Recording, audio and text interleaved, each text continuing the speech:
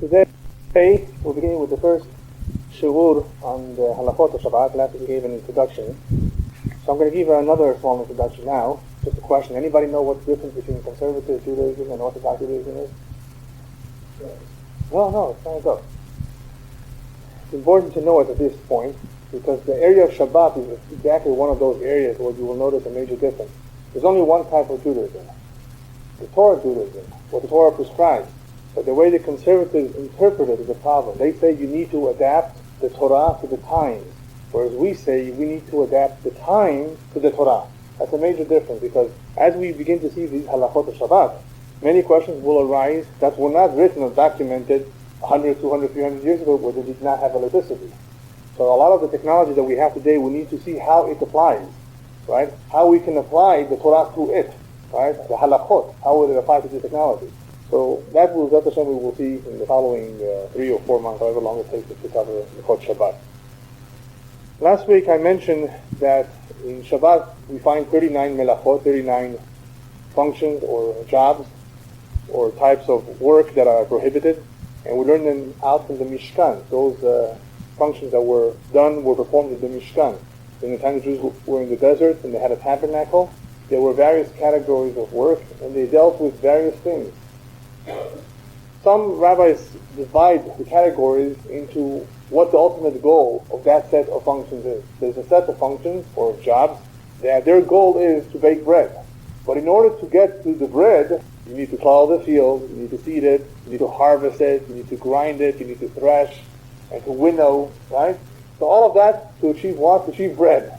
So there's a category of melachot that is geared towards the making of the bread. There's others that is geared towards the making of garments.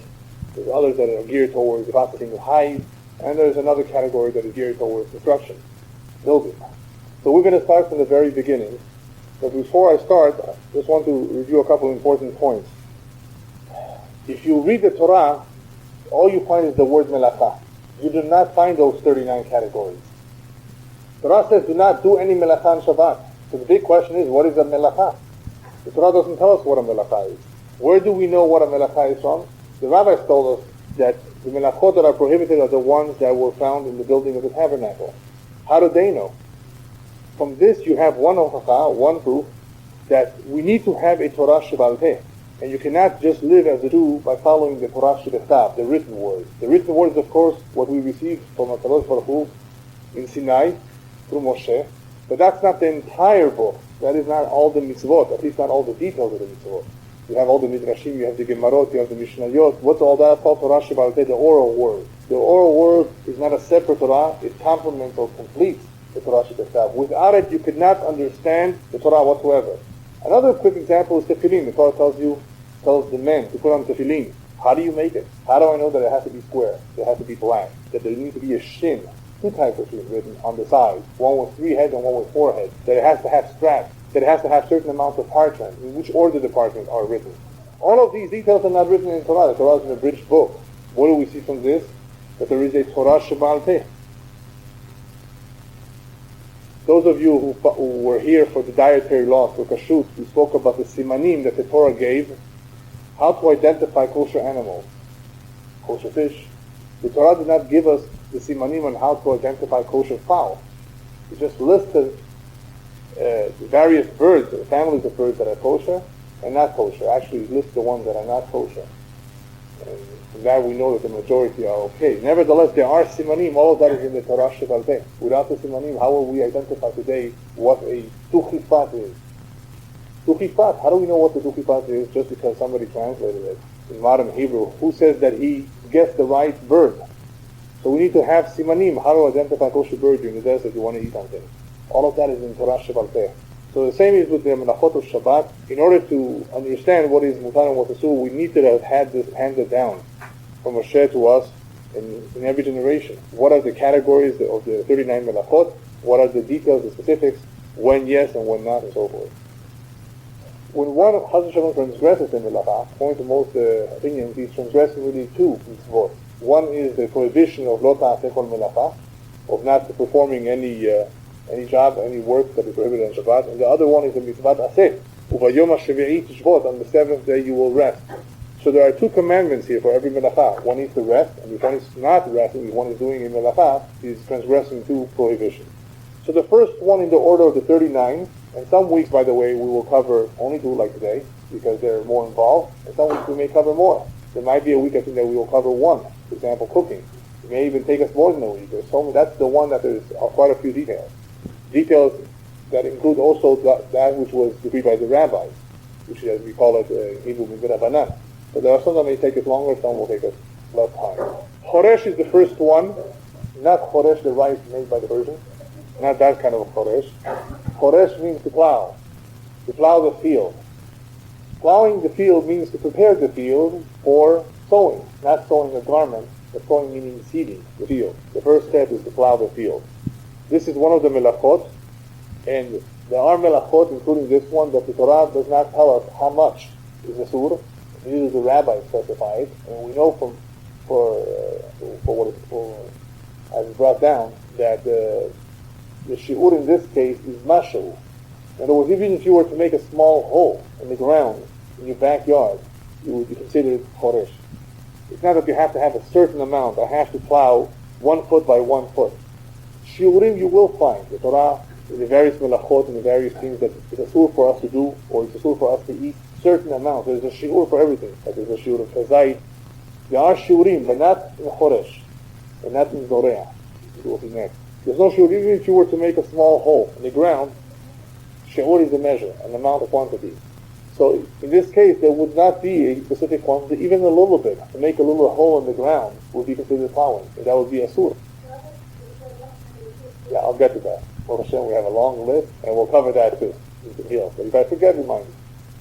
Now, you will perhaps come across, if you learn in Chot Shabbat, the difference between Av and Tolada. Av is the father, the main category, and there's a Tolada, or a subcategory.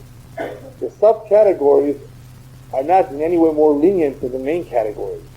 All it means is that there are functions or jobs that are performed out there that may not look like plowing, but they resemble it in some way. They achieve the same thing. So they can be a Tolada. I'll give you a quick example, even though it's not the best example. You know that you can make fire in various ways. You make fire by rubbing stones to bring about a fire. You can light a fire from another fire. Or you can somehow get the sun to make fire, right? To produce fire. So there are various ways to achieve the same thing. So you have what's called an Av, which is the main melacha, choresh, and then you have toladot, which resemble, and I'll give you several examples of each melacha and its toladot. Today it makes no difference whether one does an Av or toladot, they're both asur, equally asur in the Torah. The only difference would have been during the time of the Bet HaMikdash, that if one did the Av and the Tolada at the same time, he would only have to bring one korban chatat. He did not know that it was asur, for which an animal sacrifice was brought, the chatat. If he did the Av and its Tolada, because they're almost the same, he would only be one korban chatat. But if you were to do the Av by itself or the Tolada by itself, it would be just as asur and he would be korban chatat. The question was, if you were to do the two at the same time, would he need one or two korbanot? The answer is one. That's the only difference that you need to know between an Av and a Tolada. Otherwise, they're pretty much the same. They're both asur. Toladot resemble the original Av, the original main category. Okay, so let's begin with perhaps a few examples of how one can do choresh and not realize it. This was especially true in the olden days when many homes did not have the type of subflooring that we have today, or concrete, tile, linoleum. Many of the European homes, even today, you go into the hamlets of Eastern Europe, you probably still will find some homes where the floor, especially if they're very poor, is dirt. There's no tile, there's no concrete, nothing. And if one would drag a heavy item, like a chair or a table, from one corner to another corner, he may be making furrows on the ground. That would be choresh. Now, if it's not a very heavy item, that you're not so sure if it's going to happen or not, you can drag it. Let's say you're in your backyard. Okay? You have garden furniture, and it's very heavy. Well, if it's a chair, and you don't know for sure if it will cause a furrow or not, then it's okay for you to drag it, because you don't intend to make furrows. And obviously in your own backyard, hopefully it's enclosed. So as long as you don't intend to do it, and you're not sure if it's going to happen or not, you don't have to worry about it. Eventually we'll talk about all these additional ideas One of them being davar she'enu mitkaven, something that you don't intend to do, but it happened anyway. That's when you open up a refrigerator door. And the light goes on. You forgot to turn off the light bulb. Is that a problem? Well, sure, in a way it is a problem. Even though you don't want the light to go on, it's going to go on for sure. See what I mean? So you can't call it davar she'enu mitkaven, because you know for sure that it's going to turn on. That's called psik reshe. We'll talk about these ideas later on. When something for sure is going to happen, even though you don't intend it to happen, you don't want this. Give another quick example. The typical example in the Gemara, which is a little bit different, is melacha shenatricha legufo. Let's say you make a hole. You don't want the hole. All you want is a little bit of dirt. For whatever reason, you need the dirt. Now, there's other problems here with muktzeh, which we'll talk about too.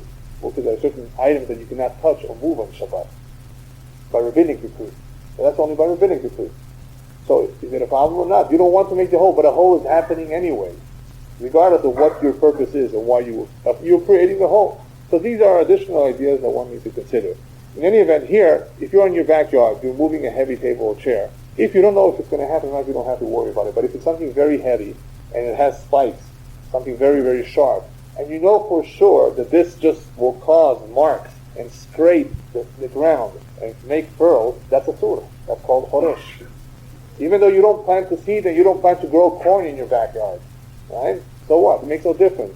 If this is what's being accomplished, if this is what you're doing by dragging this heavy object and it's for sure going to happen, you are not allowed to do it. On Shabbat, it would be a surah. And now choresh doesn't have to happen with a shovel or with all the tools they use in the field. Choresh can happen with anything that creates those furrows. It can happen with a stick.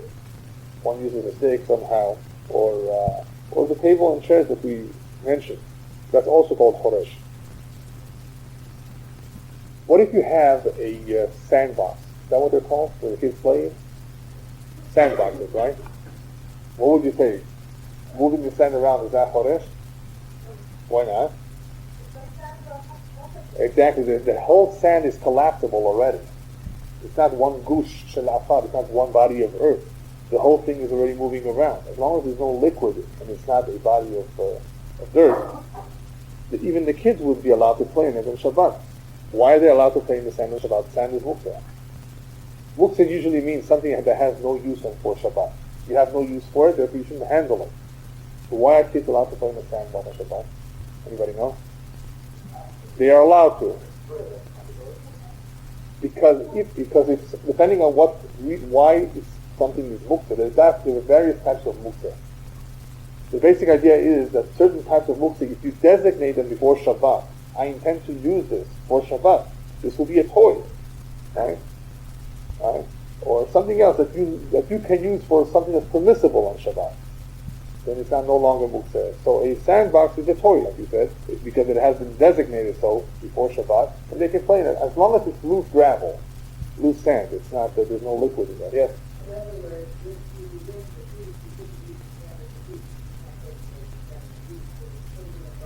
Exactly. Right. That's very true. Sand in the beach is muktzah. There's other problems with sand in the beach, but there's other problems with sand in the beach, and that is when we talk about the lash. To knead dough, when you put water with dirt, with sand, you're creating a mixture that resembles kneading dough. So that would be they would not be able to do that. The kids would not be able to pour water into the sand. That cannot be done. Yes.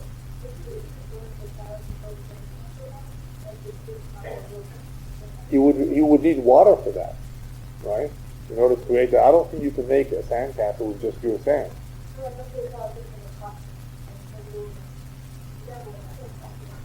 No, I don't think it will last too much. The sand is so loose that without water, I don't think you can make anything. Okay, but that would be the only problem is adding water. Otherwise, if something is designated for use for Shabbat, it would be mutar. Okay, another problem that may be associated with choresh would be artavat hol, or wetting or pouring water on the dirt.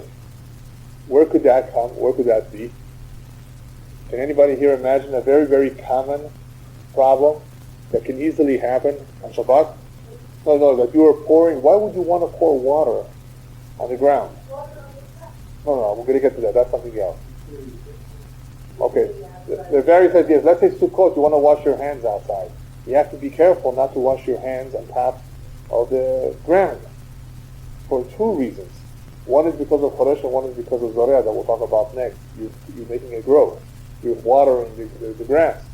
But even without the grass, even if you just had fertile soil, by pouring the water on top of the soil, that is a form of a toladah, a form of Choresh, which prepares the ground so that it could be cultivated, so that you can put seeds into it. And anything that you do to prepare the soil is either Choresh or a toladah of Choresh, and it would be asur. Or let's say you had, like you said, it rained, there was a lot of water on the table, and you just want to pour out the water from the table, it's going to go to the floor. Well, it depends, if it's an unfortunate problem. The grass, you have to be careful. Right? You don't want to pour water on the ground or on the grass, even though that's not your intention, but that's what's happening. So you have to avoid that. You have to do it in another place where it's not going to go directly to the soil, to the ground. Yeah, many of these melachot on Shabbat apply also on Yom Tov. Yeah. Okay, very good question. I covered that, since you mentioned it, I'll cover it now. But that's, it's really part of Zorea.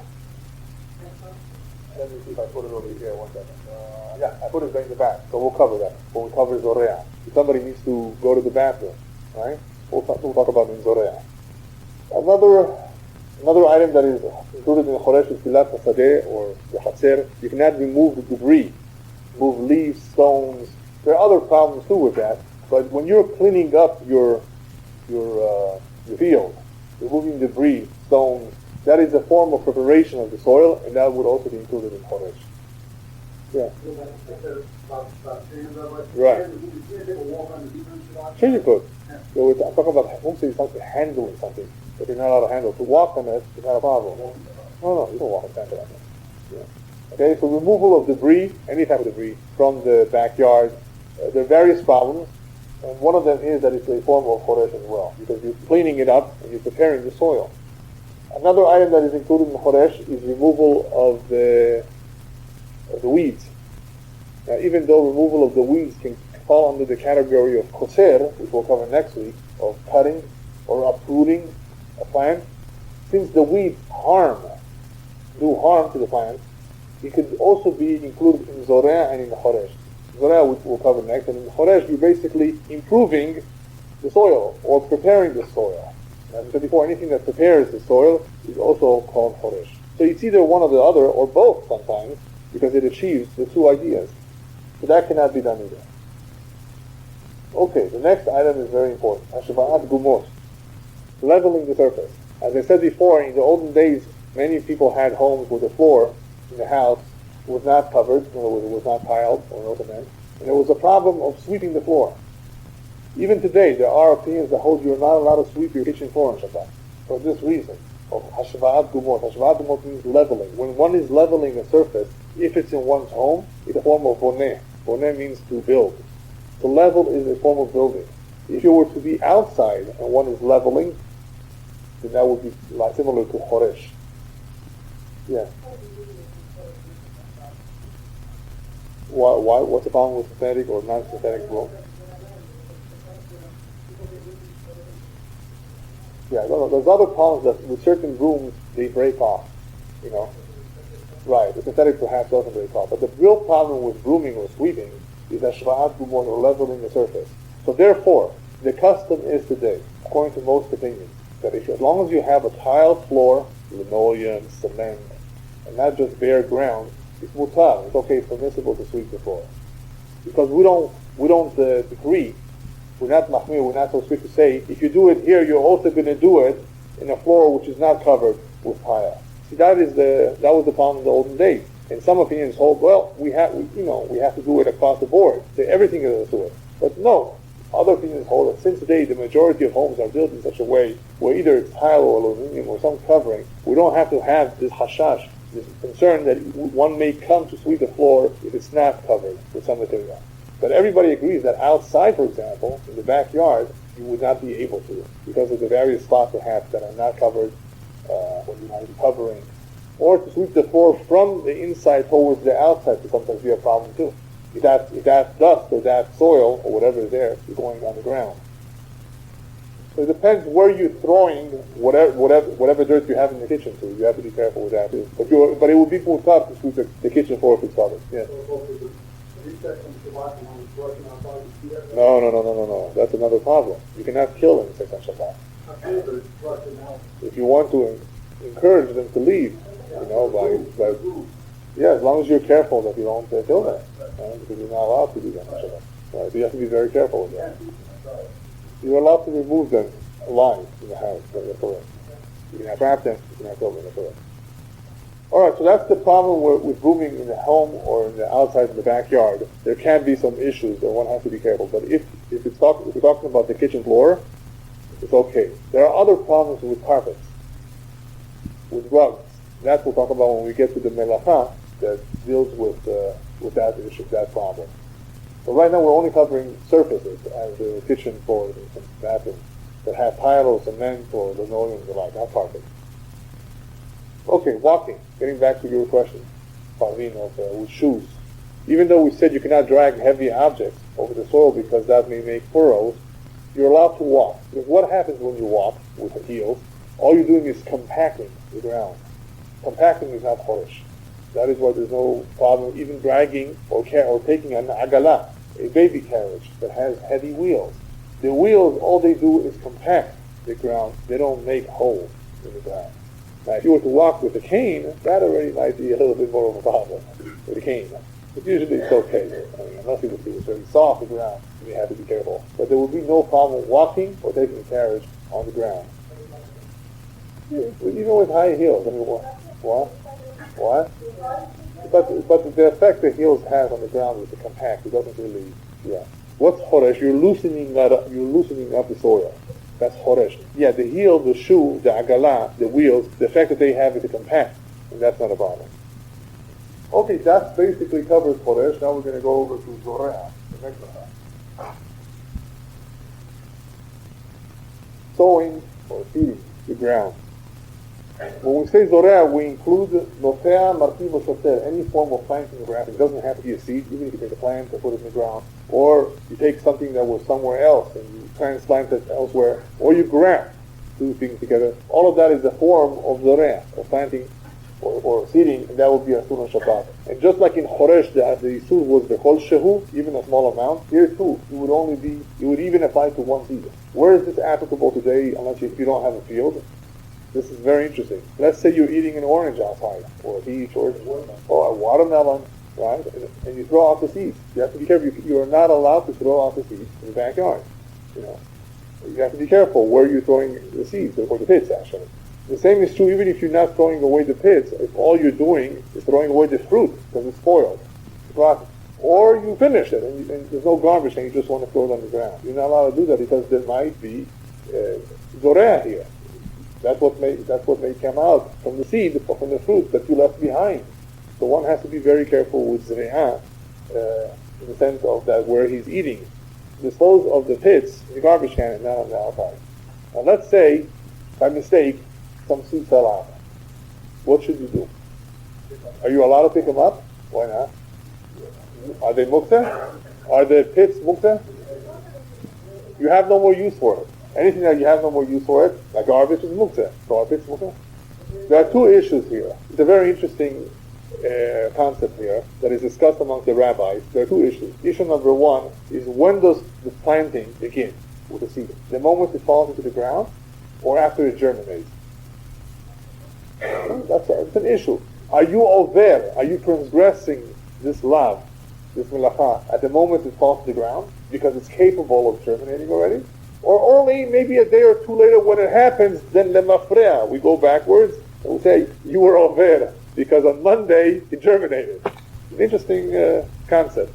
We're of course mahmir, and we will hold the opinion that one, as soon as it drops to the ground and it's in a place where it's capable of germinating, it's not on a desert floor, right? It's a place where it can germinate, where something can grow from it. It's already asur. In other words, it's already a problem. So therefore, perhaps you should get up. You want to undo what has just happened. Now, generally speaking, in Shabbat, you can't undo something. Once you've done it, that's it. It's done. You did the choresh, can you undo the choresh? It's already done. You've done the melacha. How can you undo it? You carried outside. Chas shalom. You did some other melacha. You lit the fire. Should you extinguish it? It's already lit. The melacha was done. So how could you undo this? Or can you undo it? Yes. Yeah. Obviously, if you did it with your foot, it would be perhaps better than picking it up. But the majority of opinions hold as follows. In reality, we have to be concerned that from the moment the seed is dropped to the ground, it's called zoreah. However, if it's not a pit that is muktzeh,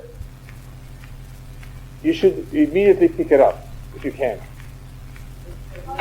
One second. If it's not a pit, if it's a pit that's muktzeh, you should wait till after Shabbat and then pick it up. Now, what I just said is that there are certain pits that are muktzeh and certain pits that are not muktzeh. The basic rule is very simple. Anything which is edible, that can be consumed by humans or by animals, that is used to feed, right, is not muktzeh. But hard pits like the peach, right, things like that, or something which is completely dried, that has no use whatsoever, that would be muktzeh. And I think the majority of opinions hold that you should pick up at after Shabbat. So we're working both ways here. We're allowing it till after Shabbat, even though it's already in the ground, but we're also are careful with muktzeh. So in that case, we're relying on those that hold. Nothing happens until it happens. But if it's not muktzeh, we're saying just pick it up just in case. Take care of it immediately. Because after all, depending on where it fell, it may take a while for it to germinate, for it to become damp and for it to be covered with the soil. This may take a couple of days. Nevertheless, the fact that it fell in a place where it may become a plant is already something to be concerned about. So if it's not muktzeh, you're allowed to pick it up, and you should pick it up, and dispose of it in a place where it's not a problem.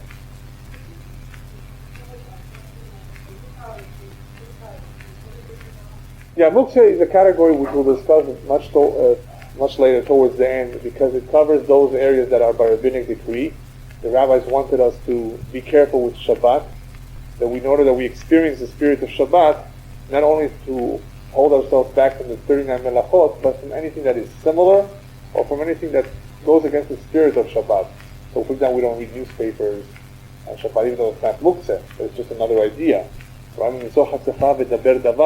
Prophet says that your conversation on Shabbat should not be the same as during the weekdays. And the rabbis also said that anything which has no use for Shabbat, a stamp, a 34-cent stamp or a 60-cent stamp makes no difference. A postage stamp, you have no use for it on Shabbat, it's muktzeh. However, a hammer. A hammer is muktzeh, it's a different kind of muktzeh, because what do you use a hammer usually for? For doing work with nails, which you're not allowed to do on Shabbat. But if you want to use the hammer to crack walnuts, it's mutar. So that will be another kind of muktzeh, because it's a dual use. See what I mean? Yeah, we'll discuss when we get to it. I don't want to mix you up with all these ideas. But there are various types. There are basically 4 types of muktzeh. And one of them, I told you before, as an example with sand or sticks, if you designate it before Shabbat, then you remove the whole muktzeh from it, because you're going to have some use that's permissible on Shabbat. There's some things that you can't really designate, unless there's some unusual situation, yes. Right, you can touch muktzeh, but you can't move it. But if by touching it you might move it, then you're not allowed to touch it. So you have to be careful. Yeah. Watermelon seeds, yeah, sure. Watermelon seed would be a good example of a seed that you're allowed to pick up, you're allowed to use, you're allowed to handle. What constitutes moving it? It's almost Just moving it from one spot to another spot. Right. But it depends what it is. If it's a TV, which you shouldn't have in your home anyway, but you have, and it's very heavy, and you're having a class in the living room, and you need that spot, you're allowed to move it away so you can put a chair there. That's another category of muktzeh. Okay, because you need this spot. where that thing is in. What? Anyway, so let's not get into muktzah right now, okay? But the muktzah are those items that one has no use for on Shabbat, that the rabbis therefore decreed that one should not handle. Okay, so we talked about zoreah here in all the forms of zoreah, and therefore one should be careful with where he disposes of his pits. The next one is ashkayat smahim, watering one's plants. You can't do that, of course, on Shabbat. That does not only include the plants in the yard, in your garden, but even flower pots. In the halakha, you will find a distinction between a flower pot that has a hole at the bottom, or a flower pot that is sealed. In other words, that there's no hole. What the basic difference is that a flower pot that has a hole is much more serious. It's like it's connected to the ground. It's much more of a problem than a flower pot that has no hole at the bottom. Nevertheless, we're careful with both types of flower pots when it comes to the various melachot that apply to them. Choresh, there are opinions that hold can apply even to a flower pot. You cannot, move around the soil, prepare it. You can definitely not water your plants. The flower pot, yes. Why don't you allow watering plants up like automatic sprinklers? I'm going to get to that. That's sprinklers. We'll get to that, right? So watering plants is a sort that's a form of zoreah, because when you put water, when you apply water, you're making it grow. So even though you did not put a seed in the ground, it's another form of zoreah. So it would be a sur to water, to irrigate, or to pour water. Like you said before, if you're washing your hands outside, you have to be careful where you wash your hands. No. That's not real water. No, it's not real. What about if you have to go to the bathroom? Right? That was somebody asked that before. It's okay because the urine is acidic in nature, and if anything, it's a mekalkel. It ruins the plants. It does not help them. So therefore, it will be mutar. If you really need to, there's no other place, it will be mutar. Anything which is acidic in nature, there would be no isur over here. Right? I mean, if you can help it, of course, you should do it somewhere else. Yeah. Okay, the next item is gizum.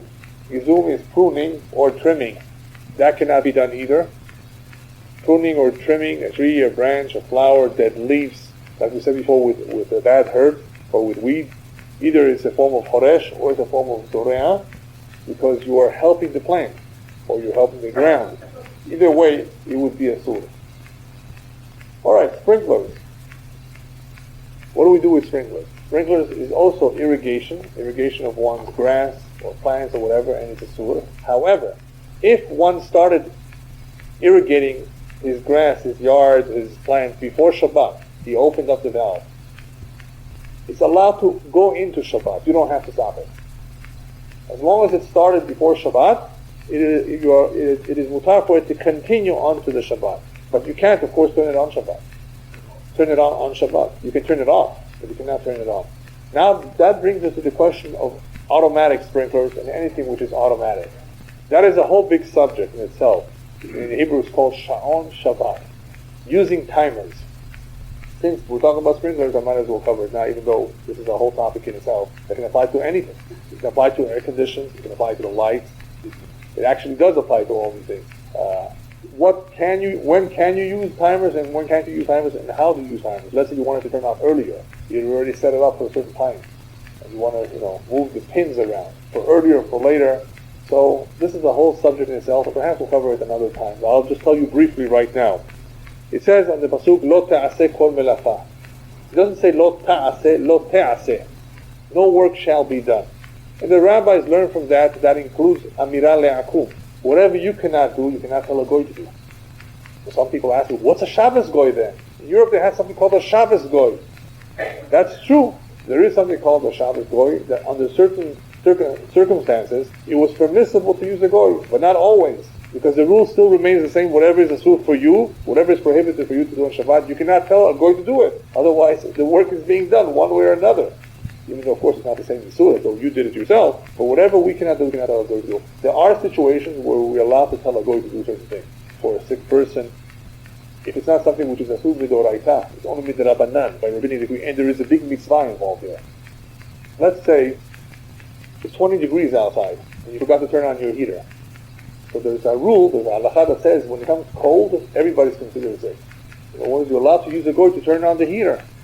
You're allowed to tell a goy to turn on the air conditioner for a shul, not for your house, for a shul. It's a big sibuk, there's a big crowd, and it's 115 degrees, like it is now in southern India, 120 degrees, right? And people are dying there, right? It's very, very hot and unbearable, and it's a big crowd, the Knesset. You're allowed to tell a goy to turn on the air conditioner. Directly, yeah, right. But you cannot just easily tell a goy, turn on the light for me, I forgot this light, or turn it off. You cannot benefit from something that would be done for you on Shabbat. But there are times, and we'll get to them when we talk about Amirah Lakum, how to do it, when to do it, under what circumstances. Was it permissible? But usually, you cannot assume that it's okay to tell a goy. So what about a timer? So there are rabbis who say the timer is a form of telling a goy. What difference does it make whether you tell someone to do it, or if you had a machine do it for you that was pre-programmed? One second. Oh, very good. You arranged it before Shabbat, but you can tell a goy before Shabbat too. Please, on Shabbat, buy me the paper, the newspaper. Huh? Oh, very good point. There is something called Shvitat Kelim. There's no Shvitat Kelim on Shabbat. Your machines are allowed to continue to work as long as they started working before Shabbat. Let's say your washing machine, your dryer. The last moment you dumped everything into the washing machine and your dryer. Still on Shabbat, you're allowed to dump everything in the machine. But the machine is running on Shabbat. Is that okay? Yes. There's no Shvitat Kelim. You have the mitzvah of lishbot, of resting. Your machines don't have to rest. Okay, one second. So as long as you started them before Shabbat, very good point. They can continue on Shabbat just like the water, the sprinkler, in a sense. No problem. The only problem that there can be is marit ayin. Somebody sees. Therefore, if you have a maid, you should not let her do the vacuum cleaning in the house, or use the dishwasher, anything that makes a lot of noise, because even though it's the maid doing it, remember the maid, the goy cannot do something for you. That's a surah on Shabbat. Even though she's doing it for herself. She'd rather not wash it with her hands. She'd rather use a dishwasher. She'd rather not pick up the crumbs or sweep them with the broom. She'd rather use a vacuum cleaner. No, there's a problem with Marit Ayin. It makes noise. It's not in the spirit of Shabbat. It's a problem. Yeah, midrabbanan, of course, yes.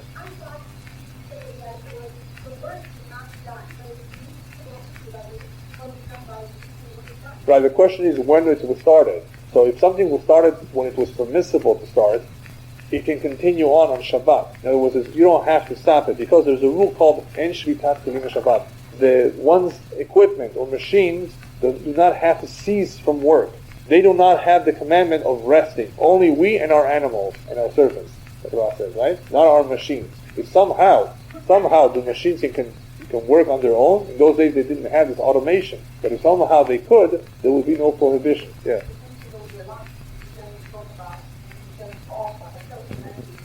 Right. So therefore, that brings us to the question of the timing of using the clock. When is it permissible and when is it not? And is a machine like a goy or not? Obviously, a machine is more lenient than a goy, right? A machine, if you set up a new program before Shabbat, there's no Shvitat Kelim. It doesn't have to rest. You pre-program before Shabbat. You're not doing anything on Shabbat. There's no real isur that one is transgressing. If a machine gets up and does everything on Shabbat, imagine you have a robot. But let me ask you, what will happen if you do that? You can run your entire home, the cooking, the work, and everything through automation. Where is Shabbat? Right? It does say, Lo te'aseh kol melacha, no work should be performed in a sense. No work should happen. It's a day of rest. And even though you're bringing it about in a way which is not asur in the Torah, it still is asur. One cannot use a clock to program to have all these functions happen, except for his lights. In other words, if you have your lighting, right, turn on Shabbat, or some say even air conditions, right, with a timer, that will be permissible. What's the difference between that and everything else? Huh? Okay. Essential. Let's say you forgot to cook Friday. Now you want to cook. You set up a timer for it. What? Right? So we'll talk about all these differences when we get to each individual melacha. There is obviously a difference between lighting that happens on the phone through a clock and other melachot that are not immediately necessary. And not only are they not immediately necessary, but they create certain melachot, like bishul, like cooking, or which is done through turning on the fire, which is a real melacha in itself that is happening, as opposed to the turning on the light, which uses electricity, right? And which, according to some opinions, is only midrabanan and not midoraita. And there are certain things, as we will see, that you would be allowed to tell a goy to do, like turning on the heater, right, or the lights in certain situations. But because there are certain things that we would be allowed to use a goy for if there was a need, if we used a machine or a clock, a timer before, it's only better, it's not worse. But you would never be able to tell a goy to cook for you unless it was a sick person that needed to eat, right? So there is a little bit of a difference as to what melacha is being done, whether we should use a timer or not. But generally speaking, you are not allowed to use a timer just for everything across the board. For lighting, for air conditioning perhaps, for these type of things, it will be permissible. I would say that therefore it's not permissible to use a timer on your sprinklers, and anybody that has automatic sprinklers should make sure to turn them off before Shabbat. Yeah, but iron and other issues, right. It's not something that needs to happen. It's definitely not a necessity. It is a form of zorea that is happening, even though you're not actively involved, but one should be disconnected. Yeah. She should not. She should not vacuum because it's a marit ayin problem. You definitely are not allowed to tell her to vacuum. The question is if she does it on her own. What should you allow her, or what should you not allow her to do in your own home? That makes no difference because no, she can do it in another way. She can sweep the floor, but it's easier for her to vacuum. No, she should not. She should not vacuum. She should not use a vacuum cleaner because of marit ayin. People hear the noise. And what's going on in this house? They're using dishwashers and washing machines and dryers perhaps and vacuum cleaners. They don't know that the maid is doing this. So she cannot do any melacha for you or for herself in your house. She's not allowed to cook for herself on Shabbat. It's in your house. She should not do any work that's assuming the right in your house, whether it's for you or for herself. Okay, we said before that some of the problems of Zoreh and Choresh apply also to atzitzim, to flower pots. Therefore, if one has a flower pot, which by the way is muktzeh, but if it has a hole, you would need to be careful not to move it, because if you're moving it, it could be a problem here of uprooting. Because when a flower pot has a hole at the bottom, the yonek adama, it is receiving some of its nutrients from the ground. Believe it or not, even if it's high up, the fact that it has a hole in the bottom is able to draw some nutrients from the ground. So any flower pot that has a hole is a bigger problem than a flower pot that has no hole. But in general, flower pots are muktzeh anyway, so you should not move them. Question is about flowers and plants now.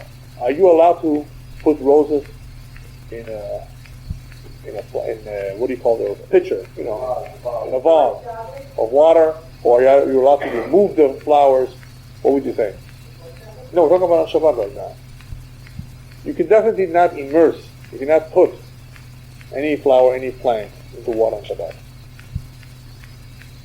Now, what about taking it out? Taking it out, there are most opinions that hold that it's not a problem, because once the flower has been detached from its original root, it's not a real live flower anymore. However, if it may make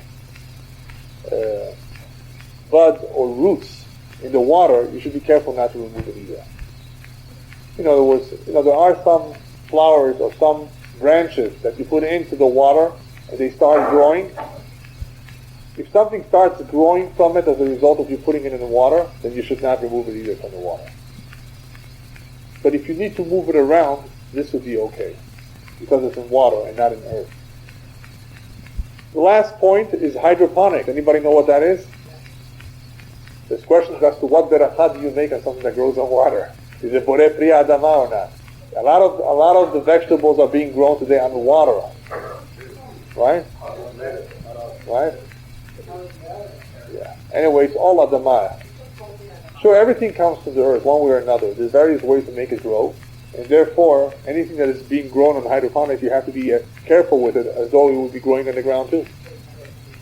Right? You can root it or move it. Right? And there are certain items that if you put into water, they will start growing, like bean sprouts. Is that what they call them? It will start growing. So you would not be able to do it on Shabbat, even though you're not putting anything into the ground. Even though it's being put into the water, some growth will occur from it, right? So therefore, you cannot do that on Shabbat either. All right, we've covered the basic ideas of Zoreh and Choresh. Anybody have any questions? Before we get to your questions, some of these melachot may not come about too often. Choresh, I think not too often, but Zorea perhaps you have to, be concerned with the pit. Most people don't intentionally plant the seed in the ground because they know that's a sur. But one needs to be aware that there are many things that are nevertheless similar, like Tolada, because they resemble the original Av Melacha, it's also a Sumi Doraita. And if it's not a Sumi Doraita, it may be a Sumi Dorabanan. Usually you're spitting, I was going to mention that, but I thought about that, and that's usually only the shell that you're spitting, hopefully, not the actual seed. Yeah. Yes, go ahead. You have a wife What kind of a lamp is it? You're going to move the lamp around? No, it's mukta. The lamp is mukta.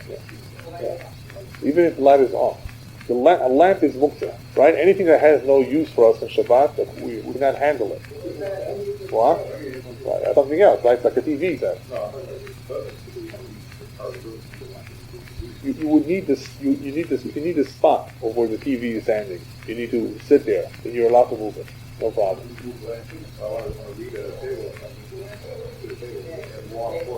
Yeah, we'll talk about it when we talk about muktzeh, because there are various types. There's something called basis ledavar hasur. Real briefly, basis ledavar hasur means as follows.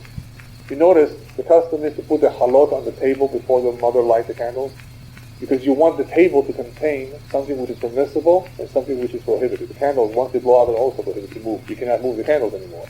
But can you move the table? Also not. Because the table is the basis, the davar ha'asur. It's the base for something which is prohibited. But if it's a base for halot too, then you can move it. Another example is, let's say you have a drawer. In your drawer you have your wallet. Money, stamps, a lot of muktzah stuff. But you have your sidur, your talit too. Can you open the drawer? Yes. Because that drawer is the basis, the davar ha'asur ve'ham mutar. For both items, you will be able to open it up. So you have to be careful. Let's say you left some change by mistake on your pillow. What do? That pillow is the basis of the davar asur. But it all depends if you left it intentionally, if you were aware of it, or if you're not aware of it. These are the halachot of muktzeh, which is only by rabbinic decree. Nevertheless, we need to know the halachot. They apply too. There are various forms, and we'll talk about the various details when we get to it. Okay, go ahead. Yeah. Right, depending on how sick he is. If he has a headache, he has a cold, he's vomiting, he has a flu, he can't move, he desperately needs help, or if his life is in danger. Obviously, if someone's life is in danger, you do anything for him, almost everything, right? Right, well, your wife is about to give birth, you take it, you drive her yourself to the hospital, and you don't wait for the ambulance to come, right? Because life is very precious, right? Yeah.